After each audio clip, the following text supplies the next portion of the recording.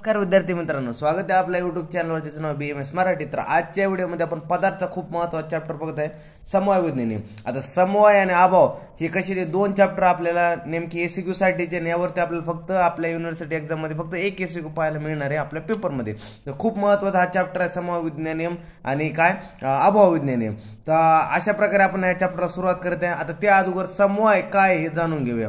आता समवाय म्हणजे काय की हे बघा, समवाय म्हणजे असतो नित्य संबंध. आणि जो समवायचा काय असतो समवाय, आणि दुसरा असतो जो दुसरा संबंध असतो तो असतो संयोग तो असतो अनित्य संबंध. आता सर तुम्ही बाकीचे विद्यार्थ्यांमध्ये सर आता कशा प्रकारे समजून घ्यायचं आम्हाला ते सांगा. आता समवाय म्हणजे नित्य संबंध कसा की सांगा, जर कोरिलेट आपल्या लाईफशी केलं, आपल्या जीवनाशी केलं, तर जे आपल्या पॅरेंट्स असतील, जे आपला असतो आणि पॅरेंट्सला, मग समजा तुम्ही म्हणजे मी, समजा माझं आणि माझ्या पॅरेंट्स सोबत जे असणारा संबंध, जे रिलेशन आहे ते असणार समवाय म्हणजे नित्य, जे कुठेही तुटणार नाही, काही नाही, काही जरी झालं त्यांच्याबद्दलचं प्रेम माझ्या मनात असणार आहे. किती बी लांब गेलो घरापासून, किती लांब बाहेर जरी शिकत असलो, जे पॅरेंट्स रिलेटेड जे आपल्या ते त्यांच्यात जो बॉन्ड असणार, रिलेशन असणार आहे ते असणारे नित्य संबंध. आता दुसरं आलं संयोग. आता संयोग म्हणजे अनित्य संबंध. आता अनित्य संबंध म्हणजे कसा आला की समजा कोरिलेट एखादा कोणतरी आहे बाबा, एखादा पर्सन आहे बाबा, की पर्सन आहे आणि त्या मुलाला वगैरे काय एखादी त्याची क्रश आहे. आता त्याची ती क्रश आहे. आता क्रश कशी हे दोघातला अनित्य संबंध आहे. आता क्रश त्याला आणखी काही भेटलेली नाही, काय नाही, पण तो नुसता क्रशला बघतोय वगैरे आणि त्यांच्या दोघातला संबंध आहे म्हणजे अनित्य संयोग आहे. मग जेव्हा त्याला दिसणार आहे, तेव्हा ज्याला त्या पर्सनला जेव्हा त्याची क्रश दिसणार आहे, तेव्हा त्याच्या मनात काहीतरी म्हणजे फिलिंग्स वगैरे येणार आहे, आणि तेव्हा त्यांच्यात जे असणार आहे ते काय, त्यांच्या दोघात जे संबंध असणार आहे, मग त्यांच्या दोघात जे असणार आहे अनित्य संबंध म्हणजे नुसते जेव्हा ते एकमेकाला समोर दिसले किंवा जवळ आले असे, तर तो जो संबंध असणार आहे ते असणार अनित्य म्हणजे संबंध म्हणजे संयोग असणार आहे. म्हणजे ह्याचा काय अनित्य म्हणजे काय, संयोग दूर पण होतात, पण नित्य कसा असतो, तो नित्य काय असतो, तो कधी दूर होत नाही, तो स्ट्रॉंग बॉन्ड असतो. आणि त्यामुळे काय होतं, त्या दोघात कसं असतं ते तुटत नाही, काय नाही. त्यामुळे पॅरेंट्स आणि जो बॉन्ड असतो तो तुटत नाही, त्याला समवाय अशा कोरिलेट केलं. असं एक ट्रिक आहे, यानुसार ध्यानात ठेवू शकता तुम्ही काय समवाय काय आणि संयोग काय. तर आता जाणून घेऊया, आता चॅप्टरला सुरुवात करूया. आता काय परिचय सांगितला आता चॅप्टरचा. आता न्याय आणि वैशेषिक दर्शन काय सांगतात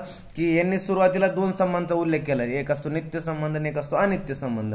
त्याला नित्याला समवाय म्हटलं, अनित्याला संयोग म्हटलंय. आता आपण रिलेट केलं लाईफ सोबत, तर काय पाहिजे नित्य संबंध जो आपल्या पॅरेंट्स सोबत नित्य संबंध असतो तो असतो समवाय. आता अनित्य संबंध कशी काय की एखादी क्रश वगैरे भेटली आणि मग ती नंतर गेली बाबा, तर म्हणजे अगोदर काय झालं, ते अगोदर सोबत होते, नंतर मग लांब वगैरे गेले, तर ते संयोग होता. आणि संयोग काय दीर्घकाळ चालला नाही, थोडा वेळ असतो, लिमिटेड टाइम पुरता असतो, मग संयोग असतो, अनित्य संबंध असतो, नंतर ते तुटतो, तर त्याला काय अनित्य संबंध अशा प्रकारे म्हटलंय.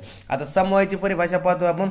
समवाय अपृथक भाव भूमे आदिनाम गुणैर्भूत सनित्यो यत्र हि द्रव्यम न तत्र अनियतो गुण. मग चरक सूत्रस्थान मधला श्लोक म्हणजे काय म्हटलंय, भूमी इत्यादीशी म्हणजे जे पंचमहाभूत वगैरे समजा ते काय म्हटलंय, पृथ्वी इत्यादी द्रव्याशी काय आधारभूत द्रव्यांचा आपापले अध्ययभूत गुरुवादी गुणांसोबत अपृथक भाव संबंधाला समवाय संबंध म्हणतात. म्हणजे काय म्हटलंय, जे द्रव्य असतील, जे पंचमहाभूत वगैरे, समजा इथं भूमी द्रव्य द्यालाय की जे भूमी पंचमहाभूत द्यालाय, त्यापैकी एक महाभूत द्यालाय, त्या महाभूताचं त्याच्या गुणाशी जे असतील, त्याचे गुण असतील, त्या गुणांचा जो त्या काय द्रव्याशी असणारा नित्य संबंध आहे तो म्हणजे काय समवाय संबंध आहे. ते सांगितले. समजा तुमच्या पॅरेंट्स सोबत असणारा संबंध नित्य संबंध आहे म्हणजे समवाय संबंध अशा प्रकारे. आता दुसरा काय इहद्मेती यतः कार्यकारणयो यह समवाय म्हणजे काय म्हटलंय की कारण व कार्यात जो नित्य संबंध असतो त्याला समवाय म्हणतात. आता काही विद्यार्थी अगोदर म्हणते सर कारण कार्य आम्हाला सांगा काय. आता ते अगोदर जाणून घ्या कारण कार्य काय. आता कारण म्हणजे काय आणि कार्य म्हणजे काय. आता सत्कार्यवादनुसार काय आहे, कारणापासून कार्याची उत्पत्ती होती. हे कोण सांगतो, आपलं सत्कार्यवाद सांगतो. आता सत्कार्यवाद मध्ये कारणापासून कार्याची उत्पत्ती म्हणजे काय, कारण कसा आहे हो प्रोड्युसर आहे आणि कार्य काय रिझल्ट आहे. म्हणजे इथून हा काय होतो की प्रोड्युसर म्हणजे ह्यापासून तयार होतो तो कारण, हा कारणापासून प्रोड्युसर मग उत्पादक आहे हा, आणि कार्य जे उत्पत्ती झाली म्हणजे हा रिझल्ट आहे. म्हणजे असं आहे. जसे कारण म्हणजे सांगता गेलं की आता आपलं जे समजा हे पाहायला गेलं तर आपण हे झालं दूध आहे. आता दुधापासून दही बनणं, दुधापासून दही बनणं म्हणजे कोणत्या तरी एका गोष्टीपासून दुसरी गोष्ट बनत आहे बाबा. म्हणजे तो काय झाला, हा झाला कारण आणि हा झाला कार्य. तसंच दूध प्लस आपण काय घेतलं, पत्ती वगैरे, चहा पत्ती घेतली, साखर घेतली, त्याच्यापासून आपण काय बनवला, चहा बनवला. चहा बनवला, चहा काय झाला हा, म्हणजे काहीतरी सामग्रीपासून आपण म्हणजे कारणापासून कार्य बनवला, ते झालं कारण. कार्य म्हणजे काय झालं, चहा. आणि कारण म्हणजे कोण झालं, जे दूध, साखर, चायपत्ती घेतली, हे झालं कार्य, कारण. अशा प्रकारे तेच सांगितलं इथं की जे कारण व कार्यात जो नित्य संबंध असतो, त्या दोघात जो नित्य संबंध असला त्याला समवाय म्हटलंय. अतूट संबंध, अतूट संबंध म्हणजे नित्य संबंध, म्हणजे जो कधी तुटणार नाही, नाश पावणार नाही. आता समवायचं लक्षण पाहतो आपण. नित्य संबंध, समवाय, आयुध, सिद्धी, वृत्ती, तर्कसंग्रह यांचा श्लोक आहे. यामध्ये काय सांगितलंय, नित्य संबंधांना समवाय म्हणतात. आता आयुध सिद्धी म्हणजे काय सांगितलं, आता आयुष सिद्ध पदार्थावर राहतो. आता नेमका आयुष सिद्धीचा अर्थ जाणून घेऊया आपण. काय म्हटलंय आता, काय म्हटलंय, जेव्हा दोन पदार्थातील एका पदार्थाचा नाश होणार असतो व तो दुसरा पदार्थ आश्रयाने राहतो, ते म्हणजे आयुष सिद्ध. म्हणजे जसं की सांगायला गेलं की दोन पदार्थ आहेत, आता की दोन पदार्थ म्हणजे एक श्याम आणि एक राम आहे. आता श्याम आणि राम मध्ये काय, श्याम कसा झाला, श्रीमंत झाला, राम थोडा गरीब आहे बाबा. की सॉरी सांगायचं राहिलं की समजा श्याम राम दोन भाऊ आहे, की राम खूप श्रीमंत वगैरे झाला आणि दोघं सख्खे भाऊ आहे, त्यांना खूप एकामाग प्रेम आहे बाबा, असं तसं. तर आता राम खूप श्रीमंत झाला आणि श्याम थोडा कसं झालं, त्याचे आता हार्डवर्कचे दिवस आहे सध्याला, आता त्याला कमबॅक करायचं काहीतरी लाईफ मध्ये वगैरे.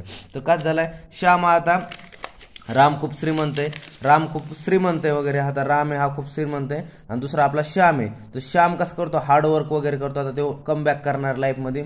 आणि श्याम ऑलरेडी सक्सेसफुल आहे.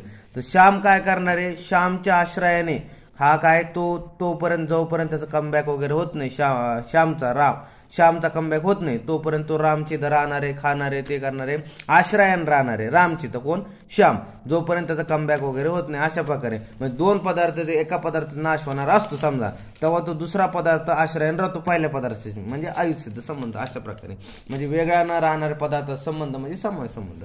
अशा प्रकारे आता आयुष्यसिद्ध पदार्थात लक्षण काय, अवयी, आद्रे, काय आधेय, आधार, गुण, गुणी, द्रव्य, द्रवी, जाती, व्यक्ती, क्रिया, क्रियावंत, आश्रय, आश्रय. हे तुम्हाला एमसीक्यू विचारला जाऊ शकतो. खालीलपैकी आयुष्यसिद्ध संबंध कोणता आहे, खालीलपैकी.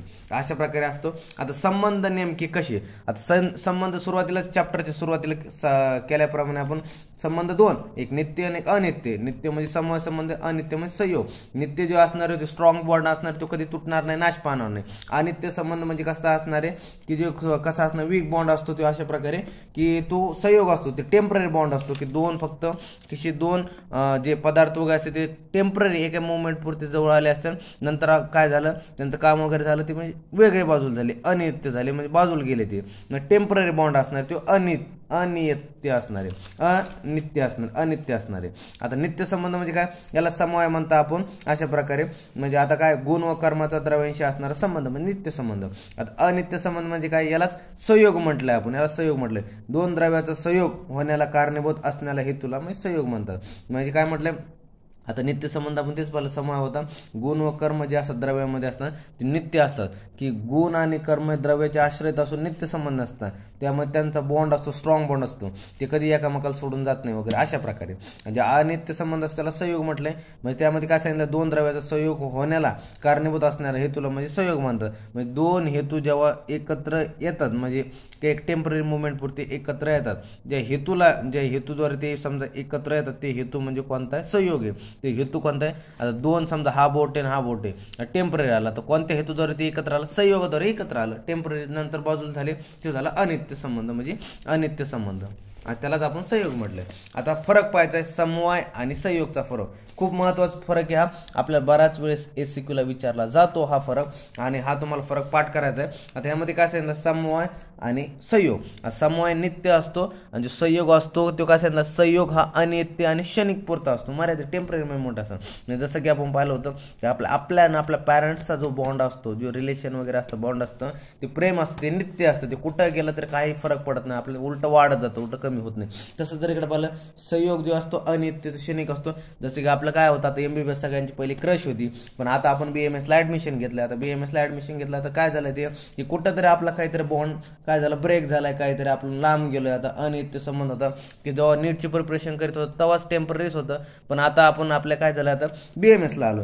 तर आता काय झालं, संयोग हा अनित्य होता, तो क्षणिक होता, टेम्पररी होता. अशा प्रकारे आता विभागाद्वारे हा का समूहात विभागाद्वारे संबंध समाप्त होत नाही.